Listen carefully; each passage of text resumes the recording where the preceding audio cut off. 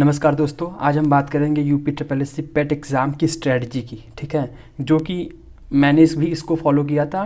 मतलब एक तरीके से टेस्टेड स्ट्रेटजी है, हवाबाजी वाली बात नहीं करेंगे। ठीक है, तो पहले देखिए इसमें सबसे बड़ी चीज़ क्या है इस एग्ज़ाम की खूबसूरती में कि आपका ये देखिए इसमें डिफाइंड सिलेबस है। ठीक है, कि ये टॉपिक है, ये पढ़ना है, ऐसे ऐसे पढ़ना है। और उस टॉपिक में भी आपके देखिए माइक्रो टॉपिक्स हैं। ठीक है, कि आपको मैथ में सिर्फ ये टॉपिक पढ़ना है, रीजनिंग में ये पढ़ना है, हिंदी में ये पढ़ना है। तो ये मतलब ये सबसे सही चीज़ है जो कि हमें फिर इतना ये सब तो आप समझिए। यहाँ पे सबसे बड़ी चीज़ ये है कि अगर हमें सिलेबस पता है, ठीक है, तो अभी हमें यहाँ पे स्मार्टली वर्क करना है। ठीक है, बहुत ज़्यादा हार्ड वर्क की ज़रूरत नहीं है, स्मार्टली करना है और जो टॉपिक दिए हैं बस उसी को हमें मास्टर करना है। ठीक है, ये नहीं मैथ की बुक लेके हम बस पूरा मैथ ही लगा डाल रहे हैं, नहीं। जो इसमें 5-6 टॉपिक दिए हुए हैं उस पर ही हमें काम करना है। ठीक है, तो आइए थोड़ा सिलेबस पे हम देख लेते हैं कि सिलेबस में क्या कैसे क्या है। मैंने एक होलिस्टिक पिक्चर हमने देने की कोशिश की है। ठीक है, मतलब सिलेबस के थ्रू। देखिए पहले आपका जनरल नॉलेज वाला जो आपका पेपर है उसमें 50 क्वेश्चंस आपके 50 मार्क्स के आपके उससे क्वेश्चंस आएंगे। देखिए इंडियन हिस्ट्री का जो आपका है ये 5 नंबर का होगा। नेशनल मूवमेंट, देखिए हिस्ट्री में थोड़ा 5 नंबर, फिर नेशनल मूवमेंट के लिए अलग से बनाया है 5 नंबर का। ठीक है, इंडियन ज्योग्राफी में देखिए 5 number, economy 5 number, Indian constitution polity वाला, ठीक है, 5 नंबर, साइंस का 5 नंबर, जनरल अवेयरनेस ये देखिए थोड़ा सा इसमें मिसलेनियस टॉपिक्स में आपके आ जाएंगे। तो आप यहाँ पे थोड़ा सा इसमें भी देखिए आपका टॉपिक वाइज दिया है माइक्रो टॉपिक्स, तो आप उसमें देखेंगे कुछ उसमें करंट अफेयर्स के भी टॉपिक्स हैं और कुछ आपके उसमें जनरल नॉलेज के टॉपिक्स हैं, तो उसको हम बाद में देख लेंगे। देखिए करंट अफेयर आपका है ही है कि मैथ्स और रीजनिंग मिला के आपके 10 नंबर के क्वेश्चन आएंगे। ठीक है, तो इसमें हमें इतना ही वर्क करना है जितना ये नंबर मतलब इसको दिया गया है। ठीक है, ये नहीं कि हम बस मैथ ही लगा रहे हैं और हम जीएस जनरल नॉलेज पे ध्यान नहीं दे रहे हैं। ये ग्राफ इंटरप्रिटेशन और टेबल इंटरप्रिटेशन, ये देखिए दोनों चीज़ ये गेम चेंजर है। ठीक है, अगर ये आपके 20 नंबर आपने इसको हाथ में कर लिए तो आप अच्छा खासा मार्क्स पा सकते हैं, और इस पर हमें पूरा ध्यान देना है। ये गेम चेंजर इसको बोल सकते हैं, लो हैंगिंग फ्रूट्स, समझ रहे हैं। मतलब इसमें हमें आपको देखना है कि सबसे लो हैंगिंग फ्रूट्स कौन से हैं, मतलब जिसमें कम मेहनत में हमें ज़्यादा मार्क्स मिल जाए, मतलब कम मेहनत में हमें ज़्यादा मिलेगा। ठीक है, तो हमें पहले इस पर काम करेंगे। जैसे आपके देखिए लो हैंगिंग फ्रूट्स है, इसमें आप बहुत ज़्यादा नहीं करना है कि आप एक बार ग्राफ का कॉन्सेप्ट फार्मूला समझ गए, फिर आप कोई भी ग्राफ आएगा तो लगा लेंगे आप। ठीक है, टेबल का भी सेम वही है। हिंदी इंग्लिश में देखिए हिंदी आपकी 5 नंबर की आएगी, इंग्लिश आपकी 5 नंबर की आएगी, कुल मिला के 10 नंबर का। और हिंदी का देखिए 2 पैसेज आएगा जो कि 10 नंबर का, ये लिखा हुआ, ये भी देखिए लो हैंगिंग फ्रूट है, लो हैंगिंग फ्रूट, इसमें आप कोई गलती नहीं कर सकते।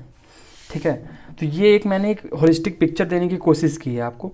फिर हम यहाँ पे आप देखते हैं कि ये सोर्स क्या होगा पूरे मतलब एग्ज़ाम में, सोर्स क्या क्या हमें फॉलो करना चाहिए, मतलब जिससे हम एग्ज़ाम को आसानी से टैकल कर सकें।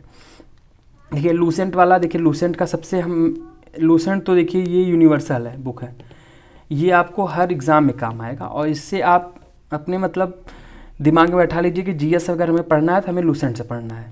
देखिए ये हिंदी और इंग्लिश दोनों माध्यम में आती है, ऐसा नहीं है कि इंग्लिश में आएगी या हिंदी में आएगी। तो देखिए आप अगर इससे पढ़ते हैं तो history, geography, polity, economy, science, देखिए 40 नंबर का काम यहाँ से आपका एक बुक से होगा। देखिए आप जितना लिमिटेड बुक रखेंगे तो आप उतना ही आसानी से रिवीजन कर पाएंगे। ठीक है, और ज़्यादा आपके ऊपर बर्डन नहीं आएगा। कम बर्डन रखेंगे तो ज़्यादा देर तक हवा में उड़ सकेंगे, मतलब इन द सेंस हमारा ज़्यादा देर तक टिक सकेंगे। ज़्यादा बर्डन कर लेंगे तो आप इतने बोझ में दब जाएंगे कि आपको फिर आप पढ़ ही नहीं पाएंगे। ठीक है, कम से कम सोर्स रखिए और ज़्यादा रिवीजन करिए। करंट अफेयर, देखिए करंट अफेयर में आपके कई सारे करंट अफेयर आते हैं, आपको जो अच्छा लगे आप एक उठा के ईयरली वाला पढ़ लीजिए। ठीक है, स्पीडी की दृष्टि की घटना चक्र जो है, यूरिटेरिया, कोई भी एक करंट अफेयर आप उठा के वहाँ से एक पढ़ सकते हैं जो कि आपका 10 नंबर का, इससे आप मजाक नहीं कर सकते हैं। सिंपल करंट अफेयर आता है, आप वहाँ से उठाइए, रिवीजन करिए, पढ़ के ख़त्म करिए। देखिए अब आता है मैथ्स और रीजनिंग पे। ठीक है, देखिए मैथ्स और रीजनिंग में क्या है कि आपके टॉपिक्स क्या हैं, डिफाइंड है। ठीक है, कि मैथ में हमें ये 5-6 टॉपिक पढ़ने हैं, रीजनिंग में हमें ये 5-6 टॉपिक पढ़ने हैं। तो उन 5-6 टॉपिक्स को आप यूट्यूब में सर्च कर लीजिए, ठीक है, टॉपिक वाइज, कि अगर जैसे एवरेज का टॉपिक है तो average UP triple S C PET, ठीक है, डाल दीजिए। 1000 चैनल हैं, कोई भी चैनल से आप उठा के वहाँ पे समझ लीजिए कि क्या वो कॉन्सेप्ट क्या है एवरेज का, कैसे क्या क्या क्वेश्चंस हैं, सब आप समझ के एक नोट्स बना लीजिए, ठीक है। फिर जब आपको एक बार कॉन्सेप्ट और सब कुछ समझ में आ जाएगा, फार्मूलाज वगैरह से आप लिख लेंगे, तो फिर आपको क्या करना है, प्रैक्टिस सेट से बस प्रैक्टिस करना रहेगा, ठीक है। पहले ये नहीं करना है कि आप प्रैक्टिस ही करना स्टार्ट कर दें, नहीं, पहले आप यूट्यूब से जाइए। देखिए डिजिटल माध्यम है, ठीक है, और ऑनलाइन की दुनिया है, तो आप इसका हमें पूरा यूज़ करना है, फुल यूज़ करना है। यूट्यूब क्या है, ओशियन है, ठीक है, इसके ट्रैप में नहीं फंसना है हमें, लेकिन हमें इसका जो यूज़ है हमें उसका यूज़ करना है। कि हमें भैया ये टॉपिक पढ़ना है एवरेज, तो हमने एवरेज सर्च किया, हमने जो सही कोई टीचर जो अच्छा लगा हमने उसे पढ़ लिया, नोट्स बना लिया, बात ख़त्म। फिर हमें कुछ मतलब नहीं है। फिर हमें परसेंटेज डाला, सर्च किया, हमने नोट्स बनाया, कॉन्सेप्ट समझ लिया, फिर बात ख़त्म। हमें फिर यूट्यूब में ही सिर्फ खाली यूट्यूब की वीडियोज़ ही नहीं देखने हैं, ठीक है, हमें पढ़ना भी है। समझ रहे हैं आप लोग? ये हो गया। प्रैक्टिस सेट देखिए मार्केट में बहुत सारे आते हैं, कोई भी प्रैक्टिस सेट उठा के बस आप प्रैक्टिस कर डालिए, कोई दिक्कत नहीं है। रीजनिंग और मैथ आप दोनों के लिए कर सकते हैं आप। हिंदी में देखिए हम आदित्य पब्लिकेशन के लिए कहेंगे। क्यों कहेंगे? पहली बात, क्योंकि आदित्य पब्लिकेशन में ये एग्ज़ाम में जो क्वेश्चंस आए हुए होते हैं वो इसमें दिया होता है, ठीक है, कि जिससे आपको आसानी से मतलब ये पता चल जाएगा कि ये जो विलोम है ये वाला इस एग्ज़ाम में आया हुआ है, तो हमें उस पर ज़्यादा ध्यान देना है। ये विलोम इस वाले यूपी ट्रिपल एस सी के इस वाले 2016 के इस एग्ज़ाम में आया हुआ है, तो हमें यूपी ट्रिपल एस सी के जितना क्वेश्चंस आए हैं हिंदी के, उस पर हमें पूरा ध्यान देना है। तो ऐसे ऐसे करके आप मतलब, और इम्पॉर्टेंट भी इसमें देता है, तो और क्वेश्चंस भी देते हैं आपको सॉल्व करने के लिए, प्रैक्टिस के लिए। तो ये थोड़ा सा आदित्य आपका एक मतलब पूरा एक मतलब ठीक है, आदित्य से पढ़ लीजिए, बात ख़त्म, आपको कहीं भागने की ज़रूरत नहीं है। देखिए अंग्रेजी में क्या बोल रहा है, इंग्लिश में, कि कुछ पैसेज देखिए आएंगे, तो पैसेज में मिनिमम कुछ नहीं तो 2 से 3 क्वेश्चंस तो आपके आएंगे, और कुछ इंग्लिश के क्वेश्चंस होंगे।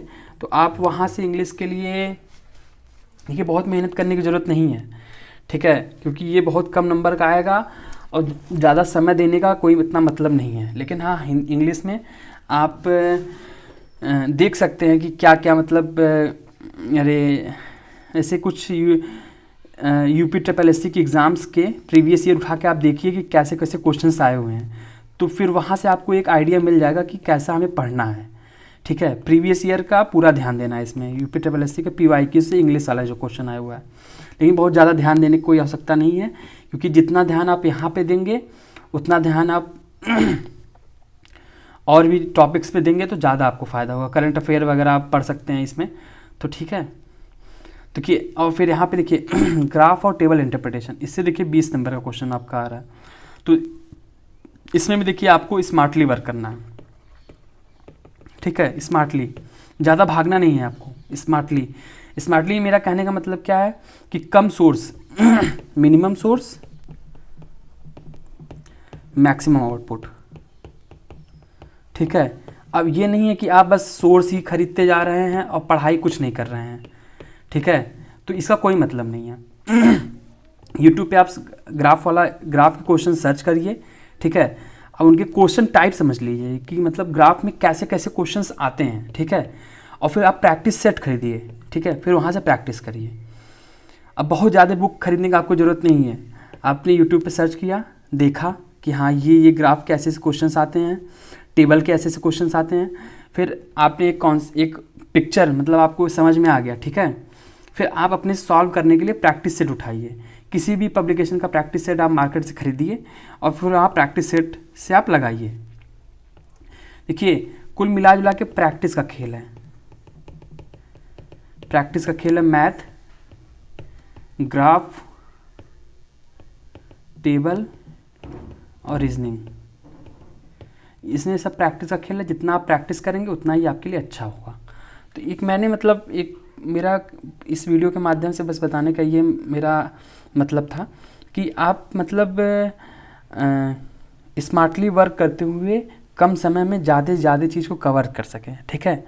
तो बस और बताने को तो मैं 50 बुक बता दूं और आप उसको बस खरीदते रहिए, पढ़िए नहीं, तो इसका कोई मतलब नहीं है, ठीक है। तो हम फिर मिलते हैं नेक्स्ट वीडियो में।